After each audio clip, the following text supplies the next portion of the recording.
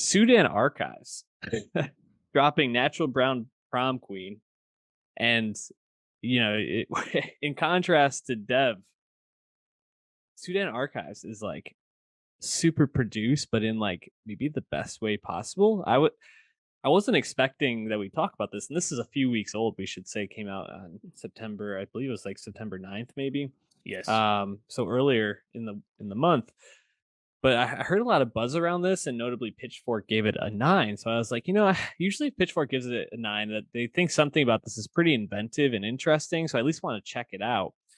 And I'm really glad I did, because as someone that was not familiar at all with the work of Brittany Parks, I was really blown away listening to this album. And it just like now feels like she's somebody in my life that I really am excited to hear more music from. And actually, as we talk about like collaborations for Blood Orange, I'd love for her and Blood Orange to work together, because I think that there's like a lot of potential there for Deb to really mentor her, but she doesn't really need it, because I think this album is absolutely great. What'd you think? Yeah, totally. When I saw the she signed to Stone's Throw Records, I was like, oh, that actually kind of makes sense because I'm familiar with that label mostly for Anderson Paak and Knowledge's No Worries duo being signed there.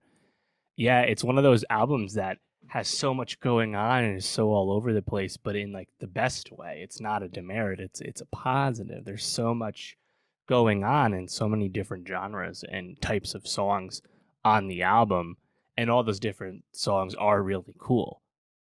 It's still a bit long. Like not everything is like amazing, but I think because there's so much cool execution on this, like it's just really exciting and definitely an album that would reward multiple listens for sure.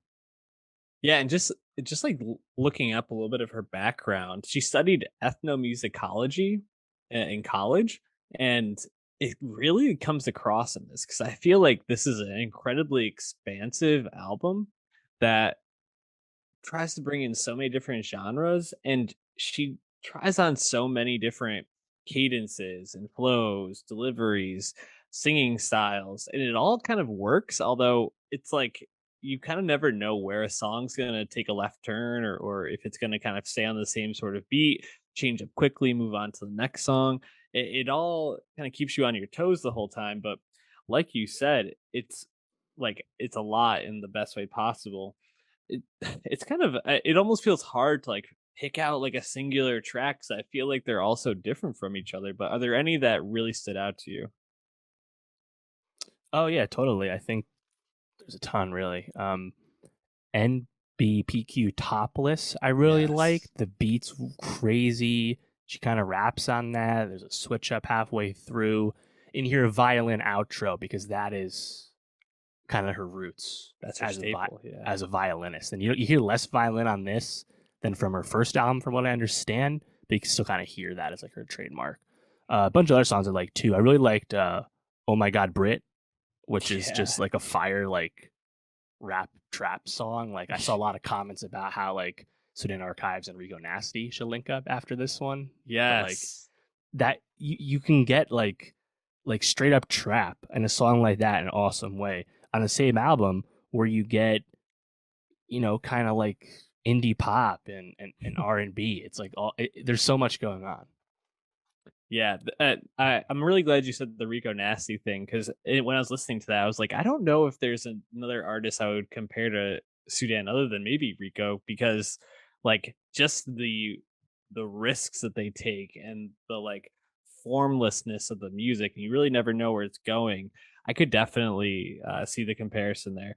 Um, yeah, there's so many like cool flourishes. Even in the songs I don't love, there's like something I was like, oh, that's a really cool production choice. Or like, wow, bringing in that like those strings that really made a lot of sense. Like in the first one, Homemaker, there's this part where I'm pretty sure they bring in like a harp like midway through for a couple of like strings and flourishes, and I was like, oh man, like that's a really cool choice, and just so out of left field, but really added something. Um, yeah, just I think NBPQ is definitely one of my standouts, but um probably my one of my favorites is actually the last one, hashtag 513. Like more of like a boom bap hip hop, like MF Doom sounding track almost. but it kind of brings in some of those like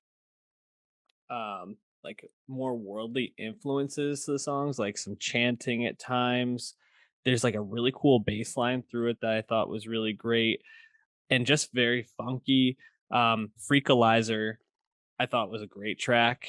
And just like she gets really like really sexy at the end of this album, right? Um Freakalizer, do your thing, Milk like me. milk me. She's just like going for it at the end. And I was all for like horny Sudan archives. I was like, okay, I'm with Hmm. it. I I mean, it's hard to really, I think, dig into all of the album because like I said, there's so many flourishes and almost every song has something. But it's just super inventive and like really a pleasure to listen to. Yeah, I completely agree. I think, like I said, definitely rewards spending a lot of time with it. Selfish Soul, I liked quite a bit too. I just thought Hmm. the vibe in that one was really nice. It's already done, even kind of short, kind of like understated, but I like that one too. Like, yeah, I think what stood out to me most too was just like her ability as a vocalist, as a performer, to like serve all these different genre masters at once and like always kind of crush it no matter what kind of song she was making. And then of course on top of that, all these songs have such like layered production. There's tons of switch Yeah. ups and flourishes, as you said. So there's just so much to dig into here, and definitely makes her like a really, I think, exciting and important artist to continue to watch. Completely agree. Just wrapping up real quick, one last thought. TDLY is like just a pure electronic dance song. It's like you get this like just a few tracks after you get a song like "Oh My God, Brit" and like "Copycat," which is like a bit more of like an R&B song. It's like really a just expansive record. So I can't recommend it enough. I hope we're talking about it more as the year comes to a close.